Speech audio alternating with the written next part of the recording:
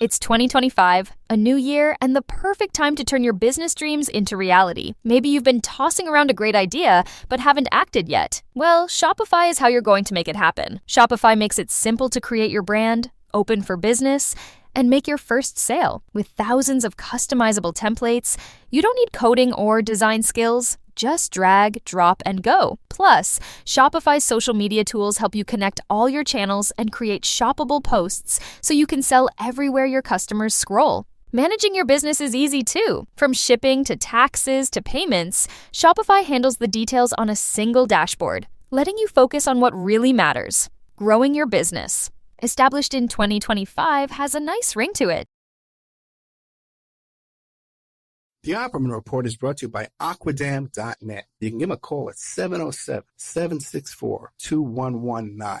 A flooded home is never easy to deal with. You're left with the mess to clean up, the insurance companies to deal with, and not to mention all the memories, the precious memories that are lost in the flood. You can never replace those. And Aquadam can be a tool in your arsenal to protect your home and property from the floodwaters. The cofferdam is filled with water to control water and is reusable as long as it's taken care of. It can protect your home or business from rising floodwaters like a dam, but without the beavers. It can also be used in construction. If you need an area to be dewatered, an Aquadam can do the job. An Aquadam was used at SeaWorld in Orlando for the Mako roller coaster ride during the coaster's construction by dewatering the work area. An Aquadam is now dewatering the work area at San Antonio SeaWorld for their newest roller coaster ride. An Aquadam has been used in many construction projects all around the U.S. and all around the world. Now give Aquadam a call, 707-764-2119. You can look them up online at aquadam.net. You can find them on Facebook at Aquadam Inc. You call them up, you email them, you tell them Ed Opperman sent you, and they're going to take 10% off the price. Aquadam.net, 707-764-2119. Hey, if you have something you want to promote, like a business or a website, you got a big event coming up, consider advertising on the Opperman Report. We have excellent advertising rates for you. We're on KCAA on 3 different frequencies on AM/FM in California, KSHP 1400 AM in Nevada, WWPR in Florida, the Tampa Bay area, 1490 AM, and also WWNN, which is on the east coast of Florida, all the way from Miami up to Port Bay, with 175 miles of I-95. The advertising rates are very affordable. Once your ad goes up and we play the show on the podcast and on the YouTube channel, those ads stay up there forever. And then we play repeats every single night of classic Opperman Report shows. And your new ads will be inserted into those repeats that play every single night. So the saturation is incredible, and the rates are very affordable. Contact me at oppermanreport@gmail.com. It's the Opperman Report. Join digital forensic investigator and PI Ed Opperman for an in-depth discussion of conspiracy theories, strategy of New World Order resistance, high-profile court cases in the news, and interviews with expert guests and authors on these topics and more. It's the Opperman Report. And now, here is investigator Ed Opperman. Okay, welcome to the Opperman Report. I'm your host, Private Investigator Ed Opperman. You can find me at Opperman Investigations and Digital Forensic Consulting through my website, emailrevealer.com, or you can just email me directly at oppermaninvestigations@gmail.com. If you like our show and the content we put out each week, you can check out our Patreon, Opperman Report Patreon, where we put out an additional 8 hours of content that you won't hear on AM/FM radio. Also, to the stuff that you do hear on AM/FM every night, you can hear over there at Patreon with the ads cut out. We remove all the ads, and I know the ads seem to upset a lot of people, but the commercials. So you can be happy and go to the Opperman Report Patreon and hear no commercials. Otherwise, our archives you can always find for free at Spreaker.com, SPREAKER.com. There's a chat room you can indulge in, and you also get an email notification anytime we put up new content. Now, our guest today, I'm very excited about this. Our guest today is Dr. Juliet M. Angle, and you can find her website is julietangle.com, without the M. If you want to hear her in person, okay, she's going to be speaking at the Red Pill Expo in June of 2021 in San Antonio. No, that's in South Dakota. And then again in San Antonio in November. That's the Red Pill Expo. She'll be speaking there. You can meet her in person. Maybe get a signed copy of the book. How's that? Dr. Engel, are you there? Yes, I am. Tell us, before we get into your book here, the one Sparky, Surviving Sex Magick. Tell us about yourself. Who is Dr. Juliet M. Engel?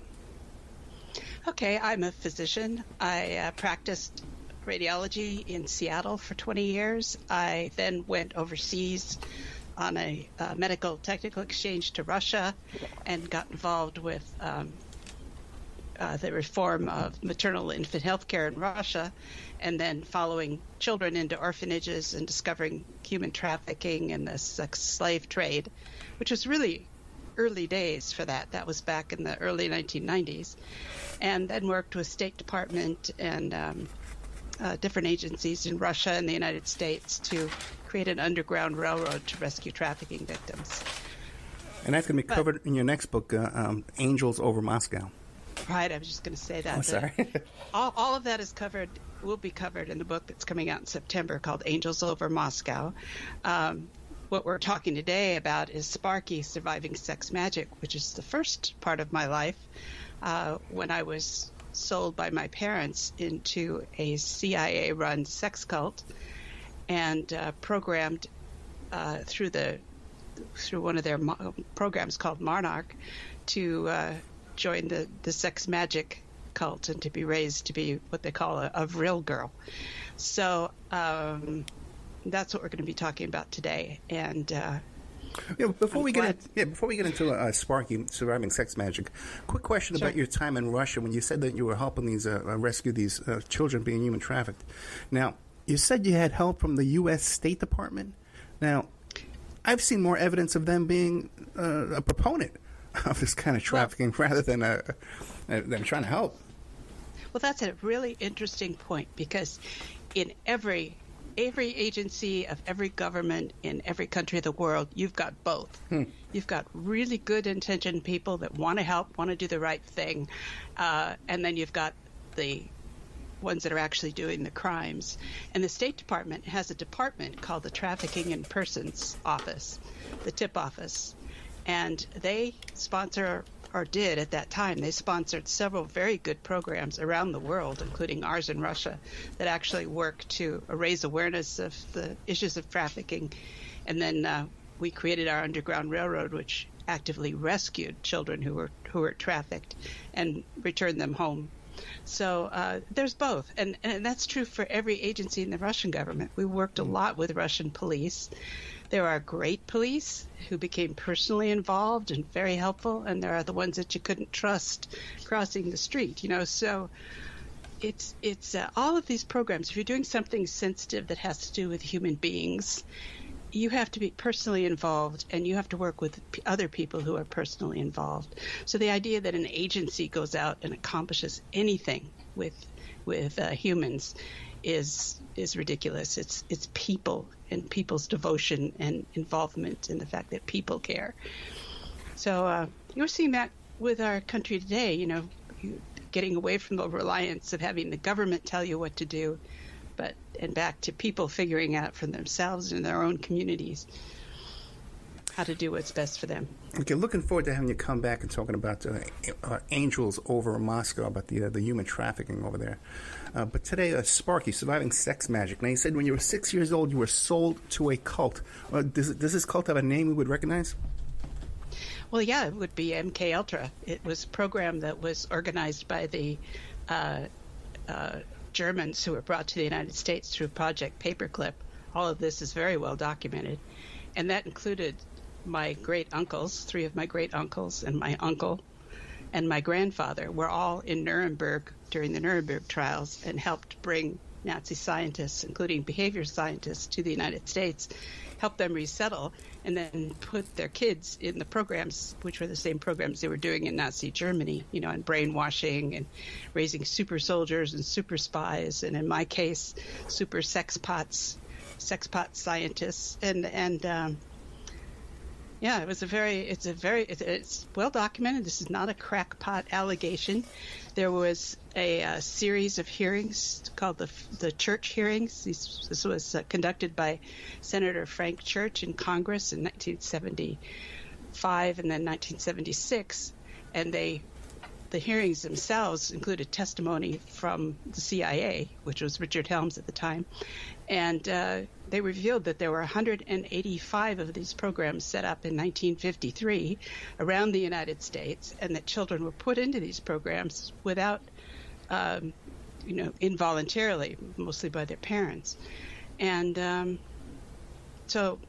It's interesting because people are so familiar with the Operation Paperclip and NASA, the NASA scientists, but also, too, the Food and Drug Administration was also founded and created by imported Nazis.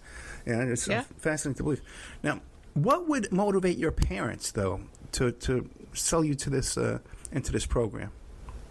Well, my uncle was was one of the founding agents who created the NSA.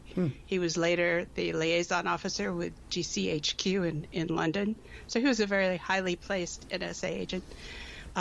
His father was OSS. His uncles were OSS. It was a family tradition. And maybe they thought it was a point of honor or a good thing. It was a terrible thing. And are you aware of any other relatives who were sold into this program? Yes. And we do talk about it. They were in different programs, but it seemed like the oldest girls were put in the programs. Interesting. Okay. And by the way, too, even the story of those triplets, that they used to be on the Mike Douglas show all the time, these triplets who were raised apart and then found each other in college accidentally, that turned out to be one of those programs, too, as well. This was a study that was done on these triplets. And that's a very widely known story. I've been trying to get them on the show, but very difficult to get a hold of. So now, what was your initial experience when you were turned over?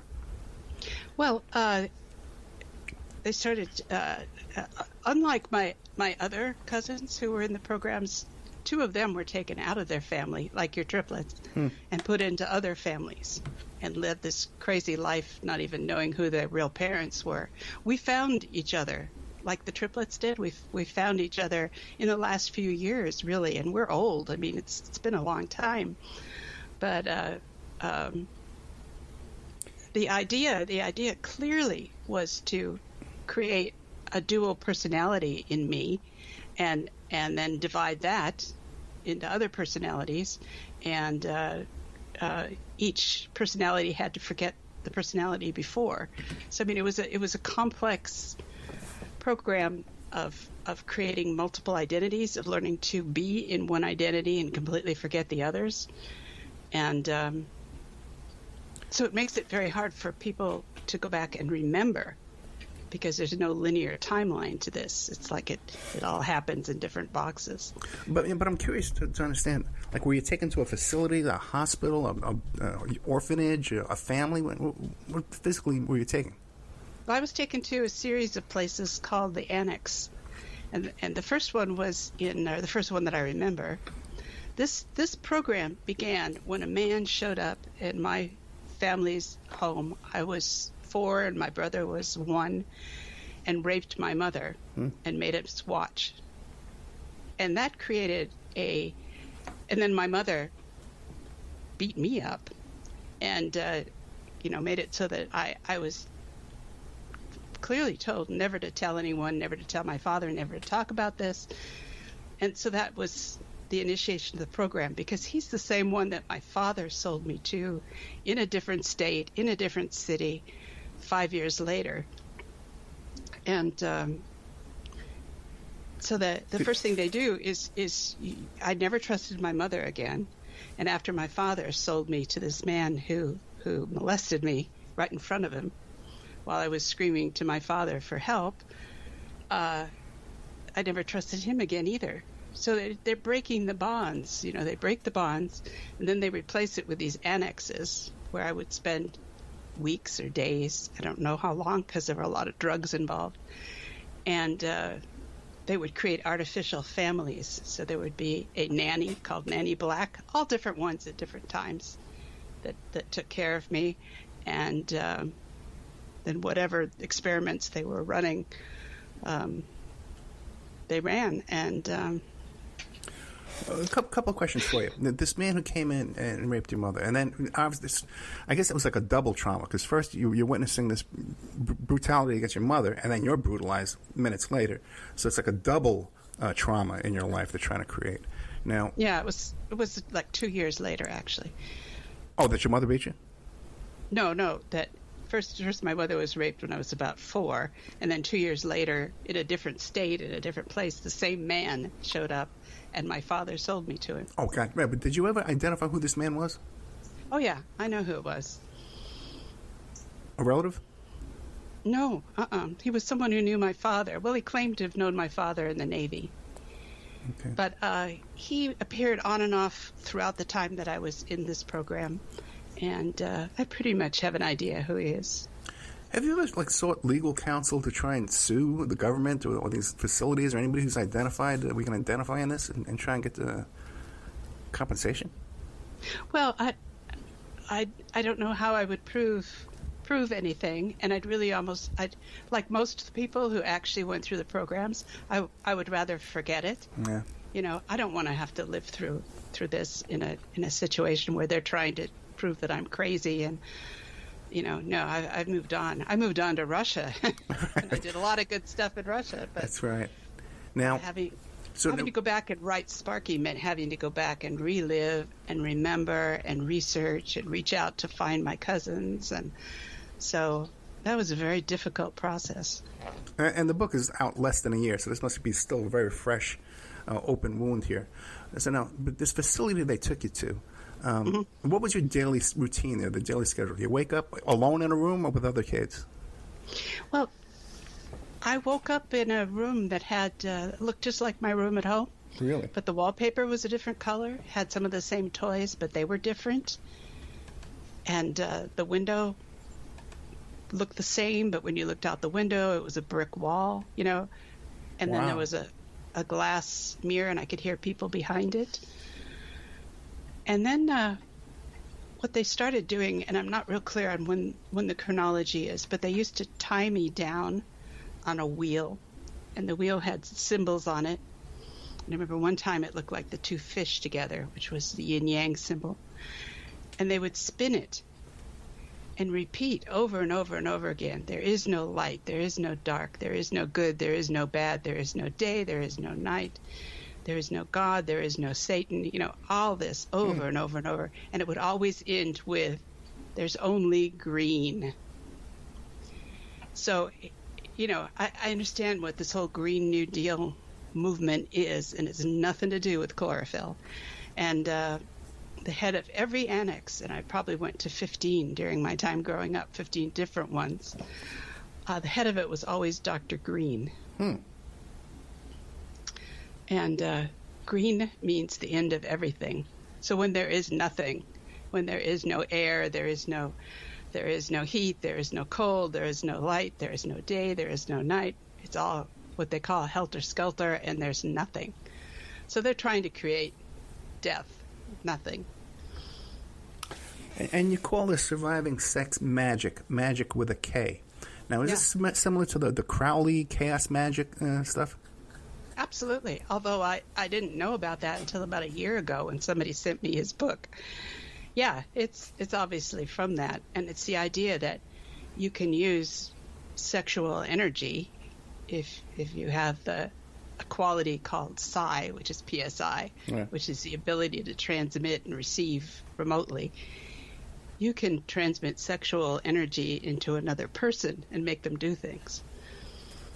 And we did a lot of training with that. We were, and a lot of that was done at Disneyland. Really? Where in Disneyland? In a hotel room? No, they would take us on a bus and drive us up to Disneyland, and each one would be assigned to a different. I'll take one time. The first time I went was Frontierland. And so I'm just sort of turned loose and said, now my object was to get a daddy, so a man, to take me on the wild toad ride and get him to do something, like put his hand up my skirt or do something so they could take his picture. And they told me where the camera was going to be and it was when this train pulled onto the track, and you're just, I don't know if you've ever been on that ride, but oh, sure. you're heading toward this light, and it looks like a locomotive that's going to hit you, and then it flashes and veers away, and so they were taking pictures. And I got 2 daddies to do that, and so I did real good. How old were you at that time? How old was I? I must have been 10. Yeah, we were at Disneyland one time in that Imaginarium. It's not there anymore. And they had an exhibit where you sat there and they took your picture, and then you gave them your email address. Oh, dear. Yeah, I know. And just your DNA? Right, I know, right? Just imagine the data. And I think they took a sample of your voice, too. Like you recorded it, or it just sounded like on the phone. Some ridiculous thing. I just remember staring at this thing, oh, my God, they're creating a database. You know, match faces to email addresses. There's no way. Scary. Disney, yeah, Disney's a crazy place. So 10 years old, they're taking you to Disney. Now, as a 10-year-old, did you know what you were doing was wrong? I guess you had no idea. Were you able to watch TV or play with other kids or go to the park or anything? No. And we were kept separate, and there was no, even if we were kept overnight in a facility, we were locked into separate beds, like cages. Really? And drugged. So, and part of that was part of the experiment too, because we got really good at communicating, transmitting thoughts and communicating non-verbally. So it was all part of the training. And I did stick up for the men that I'd gotten into that situation, because they really hadn't done anything. I'd done it, and I was told it didn't matter, and they weren't important anyway. So, I mean, the pictures were good pictures, but, these people weren't important. I had to do it to someone who was. And, I don't know, went on from there. Now, in your life, just to jump around just a bit, in your life, did you ever do that to someone important that was blackmailed? I don't know. I really don't. It's possible, because we did a lot of another part of that time period. We were taken to Outlook Mountain, or is it Lookout Mountain? Lookout Mountain, yeah. Lookout Mountain above Los Angeles. Yeah. And I learned later that was the place that the American Nazis had reserved for Hitler. But during the war, it was used to make propaganda films, pro-Nazi propaganda films. So downstairs, they had a whole movie studio. And they would ship a bunch of us kids in there, and we would make snuff films. And they would bring the sets. Like, I remember this one because they brought the sets from Ben-Hur. So they had sets from Ben-Hur, and then they had sets from Godzilla. There was some Godzilla sets they used, but they would just like make us run around naked and shoot each other with guns. And I thought they were real guns. They told us they were real guns. I mean, later, having shot a real gun, I realized they weren't. But some child always died. Someone died, and so that was all filmed. So I'm sure that was used in some way. It's not like anyone ever consulted me or told me what the results were. But later they would take us when I was a teenager, they would take us to parties in you've all heard of Laurel Canyon, but there's a lot of canyons. There's Topeka Canyon, Topanga Canyon, El Toro Canyon, all with big ritzy homes. And they would have us, they would drive us there in a flower beatnik bus, pink, and it was a pink army truck covered with flowers, and they would bring all these girls like me in miniskirts. We're called the freaks, and we would break into parties and hand out dope, and they would take lots and lots of pictures. So, and what year was this? Is this like around the same time as the Manson family?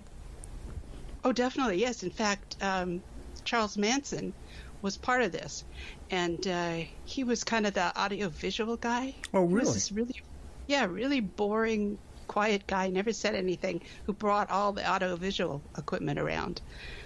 So, I knew him. Not that you would ever know him. It's not like he ever said anything. So, he was part of that. And the whole concept of helter-skelter came out of that. So he did not invent that. That was programmed into him and those other kids. You know, you're talking about Lookout Mountain, the film studio, Lookout Mountain. Like Bob Hope used to go there and stuff like that, and Marilyn Monroe was there filming. They used to film Army propaganda stuff was filmed there. Yes, yeah. They did that, and they also filmed Nazi propaganda. Really fascinating. Now, yeah. What other? You mentioned running into Charles Manson. Any other names we would recognize that you come across? Well, when I was older, as a teenager, every summer we'd be taken up to Laurel Canyon. Quite a bit of time in Laurel Canyon. Okay. You know that song by Mamas and Papas, "Young Girls Are Coming to the Canyon"? Sure. They sang that about us because they'd bring us up on a bus, and we'd all have to walk up this canyon, and there'd be a whole lot of young girls walking to the canyon. And John Phillips was definitely involved. And who was the other? Well, that was back when I knew him when they were the Journeymen. So it was him and John Sebastian. And how about Crosby, Stills, and Nash? Anything that pop up in there? I might not have. I heard a lot of them. I didn't really know them. Right. But and I wouldn't necessarily know their name because this was early on, and you know those guys didn't make their own music. A lot of them. Right. Frank Zappa. Yeah, he didn't make his own music in the beginning. And now let me ask you a question. Now, are you familiar with the book by Dave McGowan, "Weird Scenes Inside the Canyon"? No. Oh my goodness. Okay, you got to read the book. Okay. you got to read this book, or Honestly, at least right away I can send you some clips to interviews I did with Dave McGowan about the weird scenes behind the canyon. I'll send it to you right after the show. Okay. It was pretty weird. I hated it. I hated every minute of it. And I was supposed to take the pills too, and I tried not to. Sometimes I did, but we were handed out like party favors. So those we were handed out to musicians, entertainers. I mean, handed out. I mean, given to, and executives. Oh, Phil Spector. Now there's one. Okay. Phil Spector was always around, and he's one that some of them really embraced it and engaged it and used it, or they thought they were using it. It was using them. But embracing the whole satanic aspect of what this was. And, you know, yeah, I remember him. He was a nice-looking little guy then. Were they practicing chaos sex magic too, or it was being used? They were, okay. What now? Are you familiar with a group called the Process Church of the Final Judgment? No. Really? No, I'll tell you what. Yeah. I avoid those books. I avoid learning anything about it. So I can stay on my own memories. I don't want anything else interfering with that. It's been so hard to remember, you know. But yeah, I think now I probably could read about other things. Now you said you've listened to some of my shows before on iHeart. Yes. Which shows have you listened to? Oh, I can't remember. Can't remember. Okay. I knew you were going to ask, but I. Because I'm just wondering. Now, you've heard of the story of Kathy O'Brien, though, right? Yes. Okay, yes, and I have heard you talk about that, and I think I supported you on Patreon for a while. Oh, really? Okay, very nice. Yes. And by the way, we should let the audience know too that we met Dr. Angle through Chris Milligan, the editor and publisher at Shrine Day. So we know she's been vetted through Chris Milligan. People should understand this. He's publishing her book. So he does do his due diligence to check these things out. Yes. He does. He goes into depth. He went through every bit of it. I had to confirm every place, every person, every date. He was so good.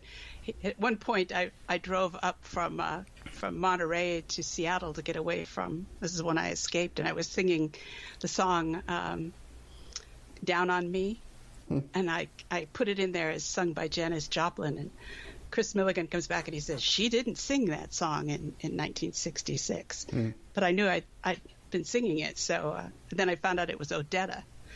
Odetta sang it. So anyway, he does that kind of detail. Okay, we have to take a commercial break. Okay. We're with Dr. Juliet M. Angle.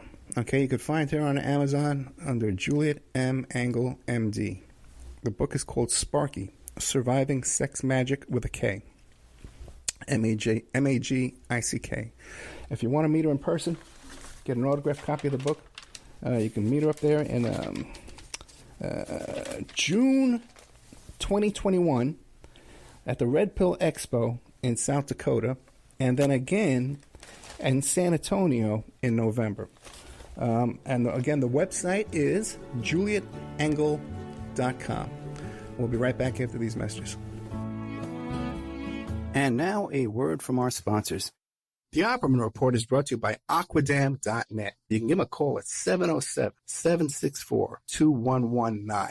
A flooded home is never easy to deal with. You're left with the mess to clean up, the insurance companies to deal with, and not to mention all the memories, the precious memories that are lost in the flood. You can never replace those. And Aquadam can be a tool in your arsenal to protect your home and property from the floodwaters. The cofferdam is filled with water to control water and is reusable as long as it's taken care of. It can protect your home or business from rising floodwaters like a dam, but without the beavers. It can also be used in construction. If you need an area to be dewatered, an Aquadam can do the job. An Aquadam was used at SeaWorld in Orlando for the Mako roller coaster ride during the coaster's construction by dewatering the work area. An Aquadam is now dewatering the work area at San Antonio SeaWorld for their newest roller coaster ride. An Aquadam has been used in many construction projects all around the U.S. and all around the world. Now give Aquadam a call, 707-764-2119. You can look them up online at aquadam.net. You can find them on Facebook at Aquadam Inc. You call them up, you email them, you tell them Ed Opperman sent you, and they're going to take 10% off the price. Aquadam.net, 707-764-2119. If you find yourself in need of legal representation, it can be a very stressful time in your life. In my career, I have dealt with thousands of lawyers, I've dealt with thousands of law firms, and I can confidently recommend to you Keith M. Davidson at kmdlaw.com. Available 24 hours, 7 days a week. Just log into kmdlaw.com. That's kmdlaw.com. Or you can call toll-free 833-4KMD-LAW. That's 833-4KMD-LAW. Personal injury, wrongful death, STDs, sexual assault, car accidents. They handle it all efficiently and professionally. It doesn't matter how imposing the opposition may be, because the team at kmdlaw.com are battle-tested and fierce. They will not stop until justice prevails. Go to kmdlaw.com or call toll-free 833-4KMD-LAW. If you're in for the fight of your life, stop screwing around and contact KMD Law. Before Epstein was the Franklin cover-up. Before that, the Finders. And long before that, the Cleveland street scandal. Pedogate Primer is a concise intro and overview of a growing child abuse epidemic worldwide. It features shocking instances of institutionalized and organizational pedophilia throughout history. Churches, cults, the world of arts and entertainment, the government, NGOs, charities, and major corporations are all complicit or culprits in many instances. Pedogate Primer delves into material that for many may seem like the stuff of conspiracy theories. For this reason, the book draws on academic resources, declassified documents, and other reliable sources, and steers clear of conjecture. Such shocking true stories need no embellishment. It's the Opperman Report. And now, here is investigator Ed Opperman. Okay, welcome back. Welcome back to the Opperman Report. I'm your host, private investigator Ed Opperman. Be sure and check me out on Instagram and Twitter at Opperman Report, okay? And also to our, like I said, our Patreon, Opperman Report Patreon. We're talking today with fascinating stuff here. We're talking today with Dr. Juliet M. Engel. Her website is JulietEngel.com, E-N-G-E-L. And Juliet's a common spelling. We're talking about her book, Sparky, Surviving Sex Magick. You can find that on Amazon.com. It's put out by Trying Day. Now, during the break, you said that you ran into Roman Polanski. Yes. He was at those canyon parties. And then later I met him in Moscow. Oh, really? So, yeah, these interactions are just too much to be coincidence. Did he remember you? No, he never even looked at me either time. Okay, gotcha. And off there, too, we said we were talking about Michael Aquino, Colonel Michael Aquino, the head of the Temple of Set. What was your contact with him? Well, he conducted some of the. He has a very distinctive look, and he does that whole thing with the weird eyebrows and everything, so he's recognizable. A lot of these people were just like old people, like adults when I was a kid. But him I recognized because he was in San Francisco, I was in San Francisco, and he conducted black masses, and he was there at Saturnalia's, and he made himself known. He went by different names, but, I recognize him, and also I recognize his voice. Explain what Saturnalia is. Well, Saturnalia was something that I was taken to every year, and now there's how well you forget, because every year I forgot it was going to happen, and I would get kidnapped and drugged and hauled off to some location where I was so drugged I couldn't move. I was dressed in a peignoir. I'm going to describe the one that happened when I was 10, when I was taken right out of my family's home when they were putting up the Christmas tree, and they gave me a peignoir set for a gift for Christmas and told me to go put it on. So I did, and I loved it, and it was beautiful. It was green and filmy, and I was 10, and it just looked so great. And then in came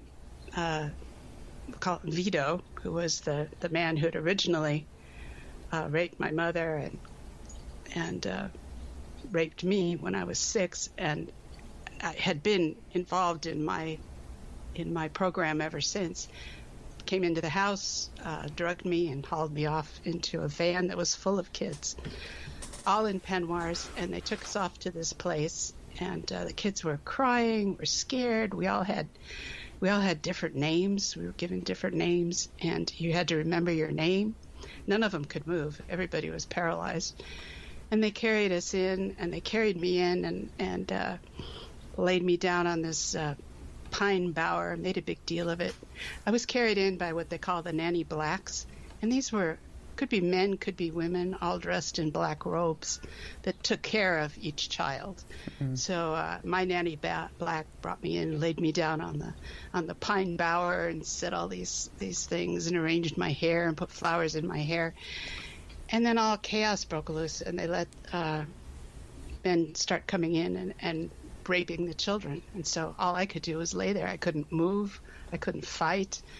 I couldn't do anything, so I completely dissociated, floated above myself, mentally left, and became the character Sparky MacGregor, which is where the name Sparky comes from, and sat up on the ceiling and watched all this happen. And so my physical memory of that is looking down on myself and seeing this happening. But children were killed. They were cut open. Their hearts were removed. They went around and put blood on everybody's head, including mine, and I couldn't get it off. I couldn't move. I couldn't scream. I couldn't do anything. But I resolved absolutely that I would stop this, that this couldn't happen anymore, that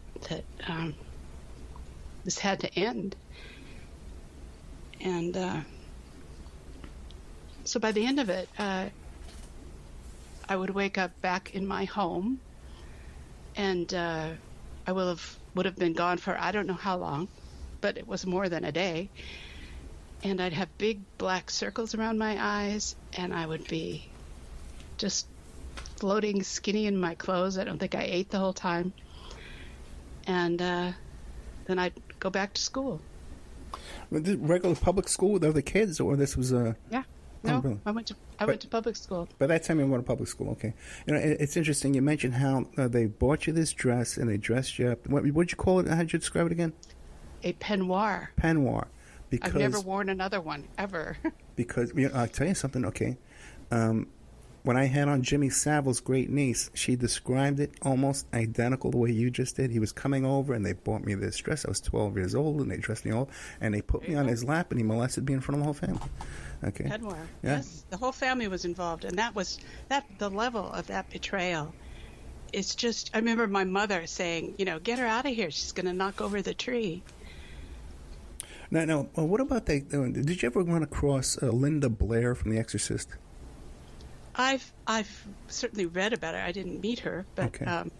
I've read about her, and it's clear that a lot of a lot of what those child actors. There were a lot of actors in the program, and there are actors that I could name right now that were in the program, except that they're living. So they should, I'm not going to dox people. Yeah. But Hollywood actors were very, very involved. Yeah, I was sent pictures of Linda Blair again with this homemade dress being prepared to be given to Rick Springfield, an adult musician. Did you run across him? No. Okay. No, that was later. I was there in the late 60s. Gotcha. What about the mid 60s? The Son of Sam cult, Roy Raiden. Any ring any bells? No, because that was East Coast. Gotcha. That was West Coast. Arliss Perry. No. Phil Spector, but all of that crowd, yes. Okay, but Arliss Perry. Do you know the story about Arliss Perry? She was murdered at a church at Stanford University. I know the story, but okay. I don't know her. No connection. Okay. I didn't know her.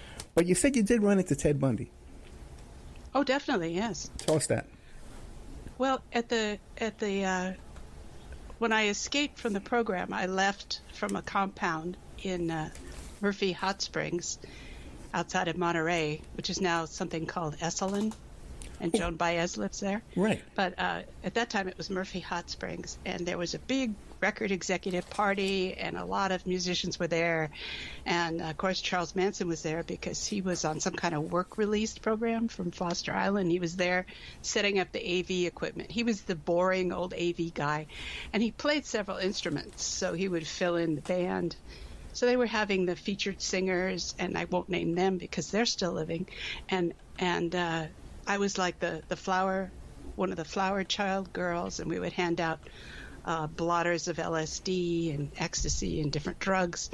And we had little tiny short skirts and no underwear, and we were like the party favors.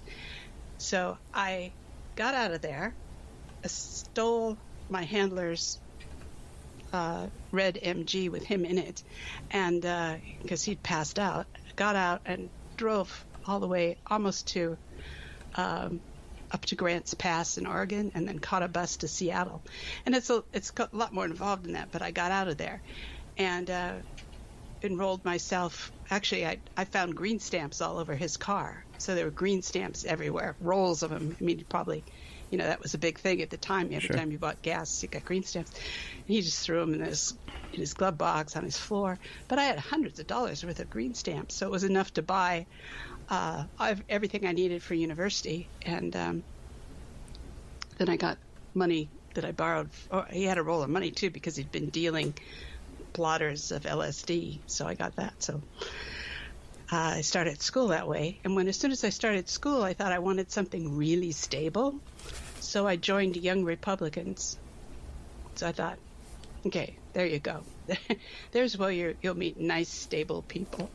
Oh, like Ted Bundy. The head of Young, yeah, that's right. The president of Young Republicans is this clean-cut guy named Ted Bundy. So he used to walk us home. I never trusted him, though. He had the same look in his eye as Charles Manson. And I would never trust Charles Manson either. But he had the same dead eyes. Dead eyes. Just a person with no soul. Now, he's let things slip a few times, talking about that there were other people who helped him, and that he was involved with people that had an incinerator that could dispose of bodies. Any indication of that? Well, at that time, he was doing Young Republicans, and this was the early 70s, so he hadn't done anything yet. That all came within a few years after that. But no, just his he was the cleanest cut looking guy, but he just had dead eyes. You can't trust a person when you look at them and they have no soul. Did you run across the Grateful Dead? Well, one of them, who I can't remember, I didn't know these people particularly. They just came, they went, they performed, they screwed the party favors. I was never given a master plan. And that's interesting. You talk about these parties. Was there ever a party that was thrown by a guy who was a magician? Oh, a lot of them. Yeah. Okay. It always involved magic. And there we go into the sex magic. Yeah. And there were certain signs that we were supposed to make. I just did it. Of course, you can't see it. Yeah.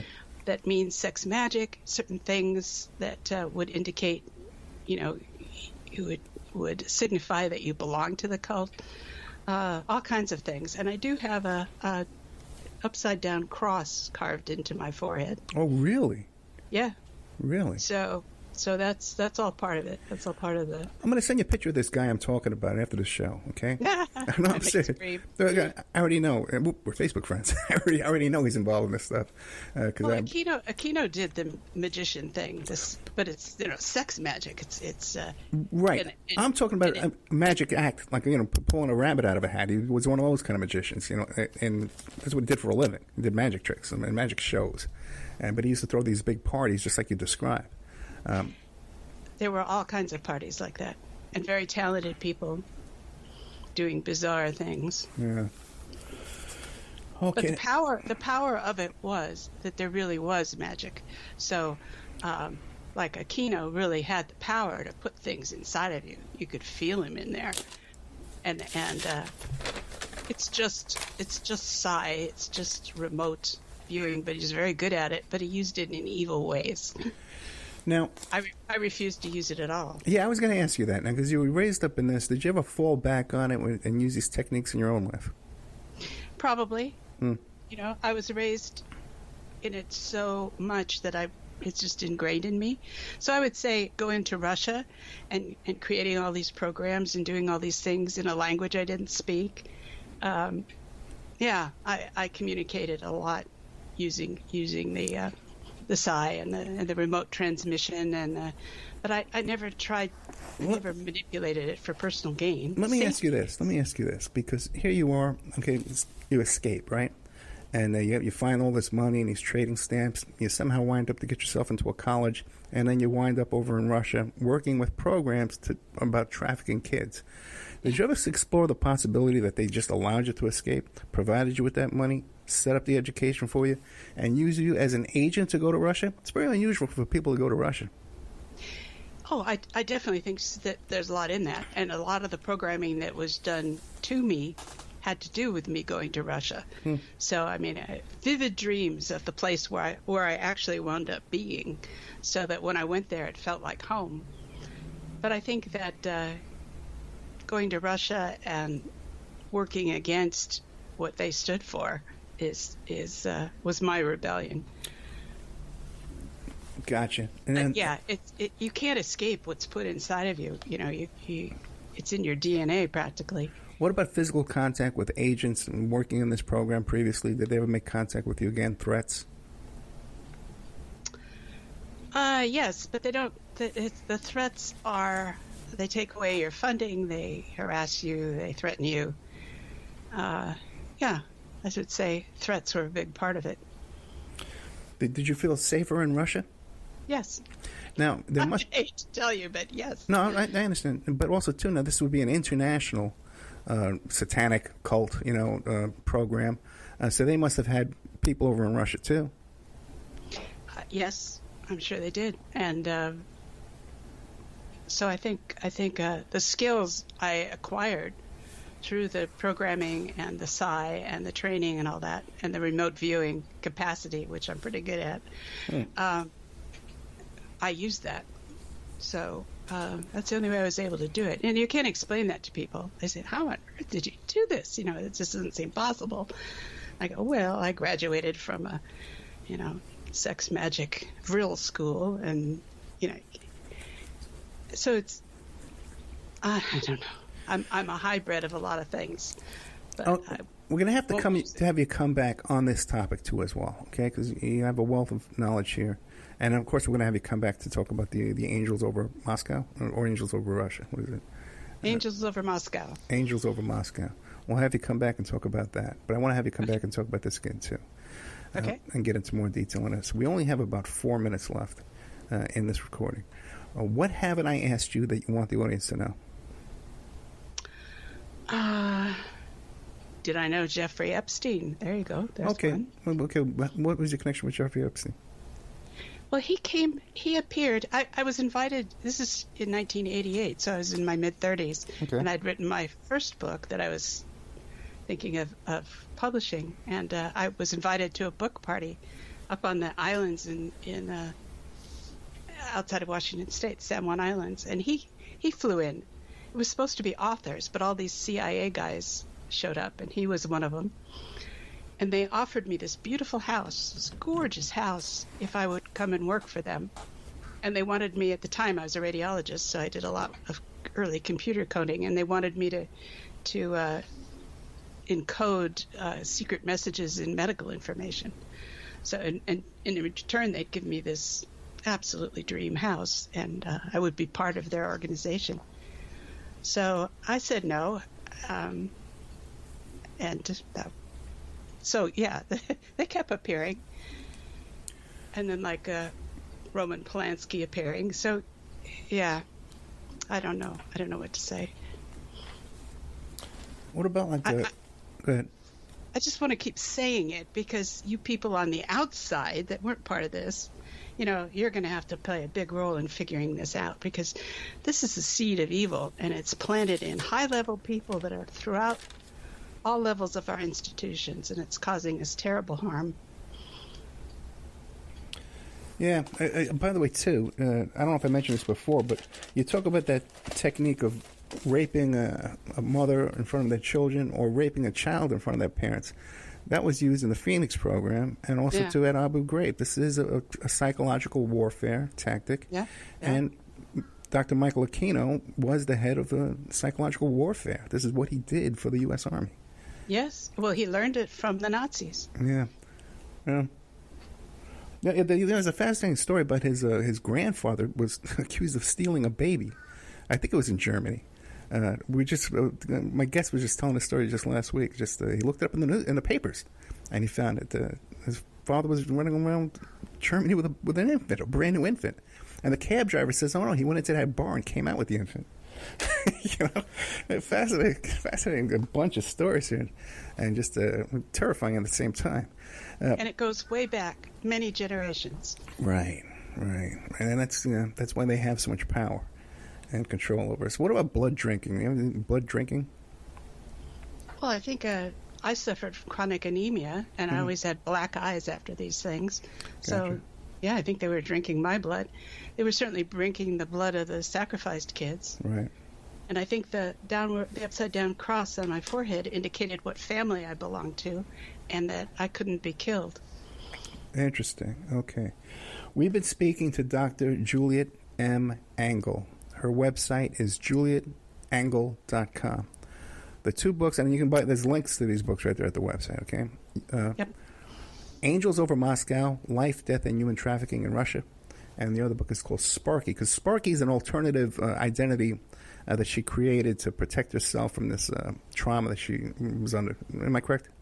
That's correct, yes. Sparky Surviving Sex Magick. Okay, it's magic with a K. You can find that on Amazon. It's published by Trine. And you want to meet her in person? If you're a nice person, not if you're trying to hunt her down and shut her up. Right. If you're one of the good guys.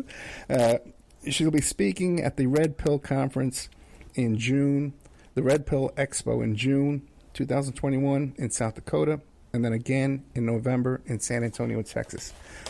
Dr. Angle, thank you so much. I'm going to send you a photograph and a link to a couple of shows after this, okay? Great. Thank you, ma'am. Good night. Good night. Pleasure talking to you. Thank you. And now a word from our sponsors. Emailrevealer.com. People ask me all the time, hey, Ed, are you still a private investigator? I sure am. Go to emailrevealer.com. We handle adoption investigations, infidelity investigations, where you give us your spouse's email address. We trace it back to online dating websites, catch them cheating online, email tracing, locate or identify somebody from as little as an anonymous email address. Someone owe you money? Back child support? We can find that deadbeat, locate his hidden assets, locate his hidden bank accounts, find his current place of employment, and even assist you in obtaining a judgment and recover that judgment for you. Emailrevealer.com, digital forensics, computer forensics, cell phone forensics, recover deleted text messages, create a report that you can use in court. Emailrevealer.com, 800-572-9762. The Opperman Report is brought to you by Aquadam.net. You can give them a call at 707-764-2119. A flooded home is never easy to deal with. You're left with the mess to clean up, the insurance companies to deal with, and not to mention all the memories, the precious memories that are lost in the flood. You can never replace those. And Aquadam can be a tool in your arsenal to protect your home and property from the floodwaters. The cofferdam is filled with water to control water and is reusable as long as it's taken care of. It can protect your home or business from rising floodwaters like a dam, but without the beavers. It can also be used in construction. If you need an area to be dewatered, an Aquadam can do the job. An Aquadam was used at SeaWorld in Orlando for the Mako roller coaster ride during the coaster's construction by dewatering the work area. An Aquadam is now dewatering the work area at San Antonio SeaWorld for their newest roller coaster ride. An Aquadam has been used in many construction projects all around the U.S. and all around the world. Now give Aquadam a call, 707-764-2119. You can look them up online at aquadam.net. You can find them on Facebook at Aquadam Inc. You call them up, you email them, you tell them Ed Opperman sent you, and they're going to take 10% off the price. Aquadam.net, 707-764-2119. If you find yourself in need of legal representation, it can be a very stressful time in your life. In my career, I have dealt with thousands of lawyers, I've dealt with thousands of law firms, and I can confidently recommend to you Keith M. Davidson at kmdlaw.com. Available 24 hours, 7 days a week. Just log into kmdlaw.com. That's kmdlaw.com. Or you can call toll-free 833-4KMD-LAW. That's 833-4KMD-LAW. Personal injury, wrongful death, STDs, sexual assault, car accidents. They handle it all efficiently and professionally. It doesn't matter how imposing the opposition may be, because the team at kmdlaw.com are battle-tested and fierce. They will not stop until justice prevails. Go to kmdlaw.com or call toll-free 833-4KMD-LAW. If you're in for the fight of your life, stop screwing around and contact KMD Law. Hey, if you have something you want to promote, like a business or a website, you got a big event coming up, consider advertising on the Opperman Report. We have excellent advertising rates for you. We're on KCAA on 3 different frequencies on AM/FM in California, KSHP 1400 AM Nevada, WWPR in Florida, the Tampa Bay area 1490 AM, and also WWNN, which is on the east coast of Florida, all the way from Miami up to Port Bay, 175 miles of I-95. The advertising rates are very affordable. Once your ad goes up and we play the show on the podcast and on the YouTube channel, those ads stay up there forever. And then we play repeats every single night of classic Opperman Report shows. And your new ads will be inserted into those repeats that play every single night. So the saturation is incredible and the rates are very affordable. Contact me at oppermanreport@gmail.com.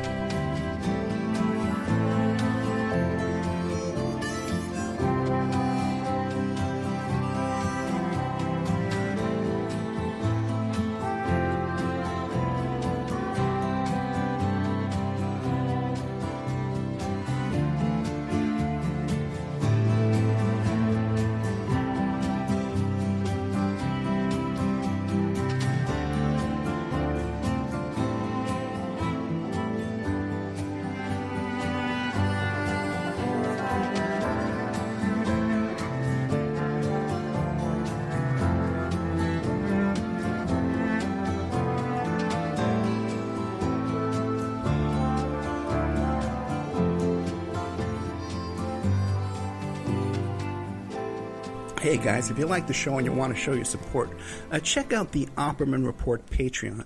You can go there and become a member for $3 a month. We have all the shows that you hear Monday through Friday on AM/FM radio. We have all those shows, but we cut out the ads, so you can hear that content ad-free. There's a $5 section where we put up all the old member section shows are going up over there. And then there's a $10 section where we have brand new content. 8 hours of exclusive content per month goes up there in the $10 section. But listen, I put up a lot of free stuff too. We put up documents, court documents, photographs, announcements. So you should make the Opperman Report Patreon a stop. You should stop there once a day and check out what's going on over there. That's Opperman Report Patreon.